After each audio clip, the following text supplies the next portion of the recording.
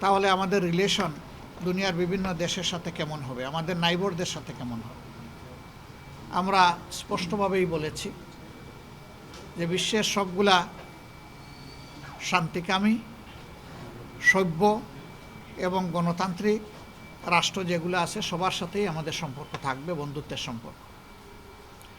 যারা আমাদের প্রতিবেশী তাদের সাথে অবশ্যই প্রতিবেশী সুলভ সম্পর্ক আমাদের থাকবে, এবং আমরাও প্রত্যাশা করব তারাও আমাদের সাথে প্রতিবেশীর মতোই আচরণ করবেন। সেই আচরণটা হবে পারস্পরিক শ্রদ্ধা এবং সমতার ভিত্তিতে। আমরা কোনো ক্ষেত্রেই কোনো অসমতা দেখতে চাই না। আমাদের ফরেন পলিসির ব্যাপারে, রিলেশনসের ব্যাপারে আমরা বলেছি যে আমরা কোনো নির্দিষ্ট রাষ্ট্রের দিকে ঝুঁকতে চাই না, বরঞ্চ সারা বিশ্বের সাথে বন্ধুত্ব আর সমন্বয় রক্ষা করেই আমরা আমাদের দেশকে সামনে এগিয়ে নিতে চাই। তারা এটা জানতে চেয়েছেন সমাজের কোন সেকশন আমাদেরকে সাপোর্ট দিচ্ছে বেশি। আমরা বলছি কোনো আলাদা সেকশন না, সবাই দিচ্ছে।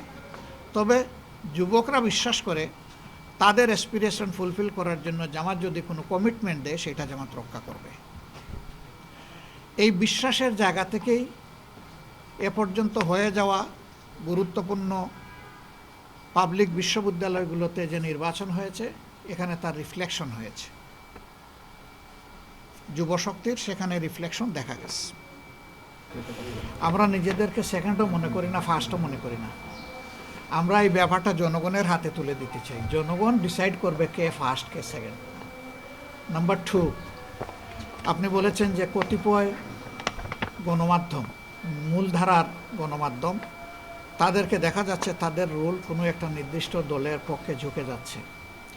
ওই ঝুঁকাতে এখন বাংলাদেশে বড় কিছু হয় না, এটা ঠিক, কিন্তু আমরা তাদের কাছে এটা এক্সপেক্ট করি না, এটাও ঠিক। গণমাধ্যমের পজিশন, গণমাধ্যম এটা দলীয় মাধ্যম না, এটা মাথায় রেখে গণমাধ্যম ফাংশন করুক, সেটাই আমরা প্রত্যাশা করি। সকল গণমাধ্যমের কাছে এটা আমাদের প্রত্যাশা। দেখেন, গণমাধ্যমের কথাই যদি সব হতো তাহলে ঢাকা বিশ্ববিদ্যালয় নির্বাচনটাই ধরুন, সেইখানেও তো কোনো কোনো গণমাধ্যমের পক্ষপাতিত্বমূলক একদম প্রকাশ্য আচরণ ছিল, কিন্তু তারা কি সফল হয়েছেন? তারা সফল হননি। আমরা আমাদের জনগণকে এনাফ সেন্সিবল এবং সতর্ক মনে করি, সচেতন মনে করি। আমরা আমাদের জনগণকে মিসআন্ডারস্ট্যান্ড করি না। আমি বললেই একটা জনগণ খেয়ে ফেলবে, আমি এটা বিশ্বাস করি না। আমার বলাটা যদি জেনুইন হয় সেটা রিসিভ করবে, যদি না হয় তাহলে আমার দিকে ছুঁড়ে মারবে। এটাই জনগণ করবে, সেটা আমরা প্রত্যাশা করি। তবে গণমাধ্যমের মর্যাদার জায়গাটা নিজেরা সংরক্ষণ করবেন, আপনাদের কাছে আমরা এটা আশা করি।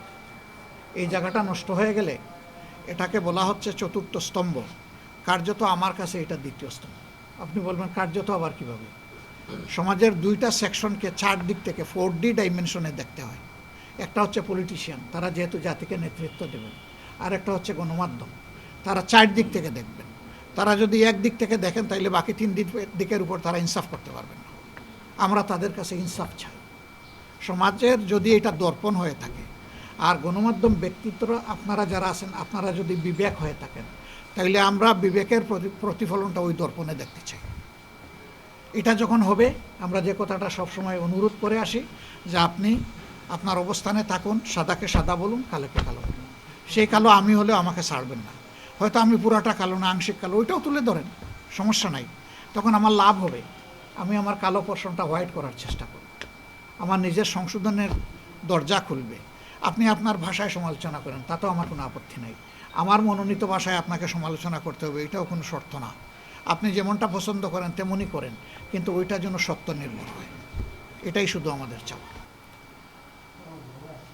আমরা আমাদের মা বোনদের ব্যাপারে, তাদের সিকিউরিটির ব্যাপারে আমরা খুবই অ্যাটেন্টিভ, এবং আমরা বিশ্বাস করি যে মা বোনেরা আমাদেরকেই এবার প্রধানত চয়েস করবে।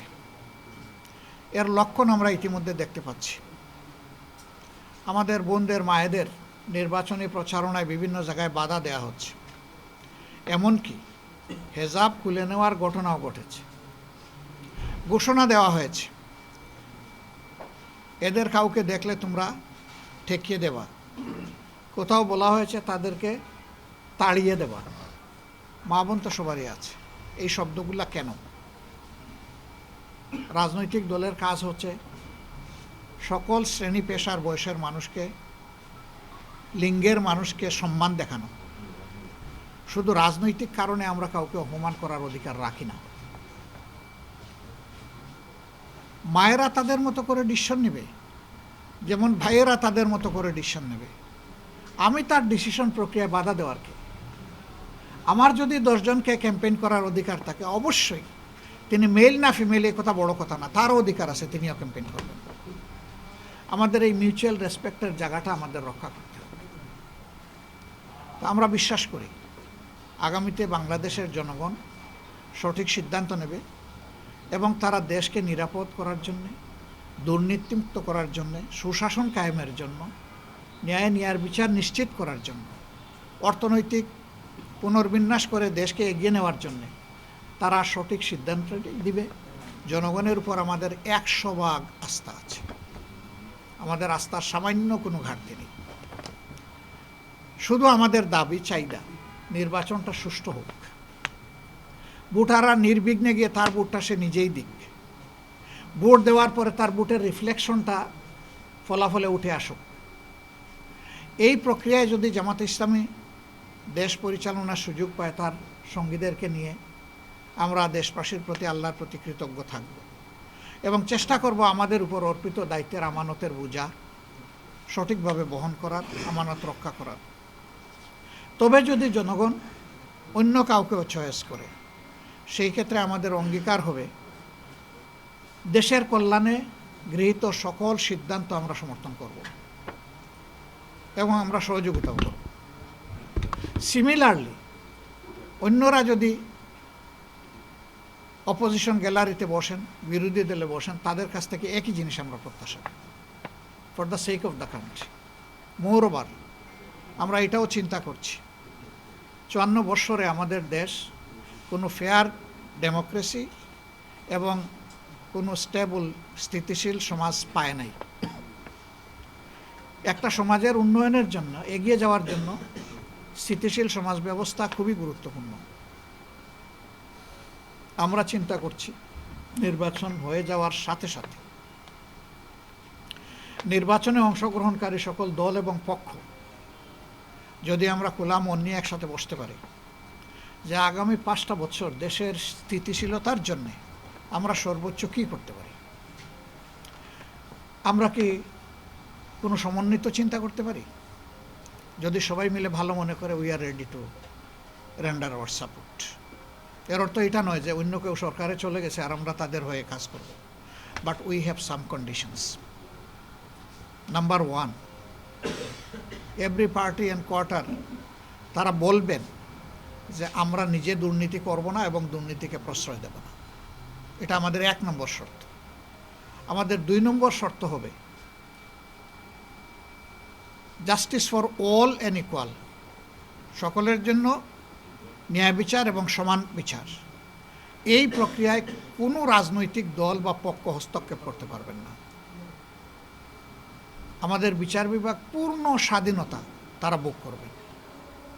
তবে বিচার বিভাগেরও অ্যাকাউন্টেবিলিটির বা দায়বদ্ধতার জায়গা থাকবে, জবাবদিহিতার জায়গা থাকবে, সেটাও নিশ্চিত করা হবে যাতে একটা চেক অ্যান্ড ব্যালেন্স মেনটেন হয়। আমাদের 3 নম্বর শর্ত,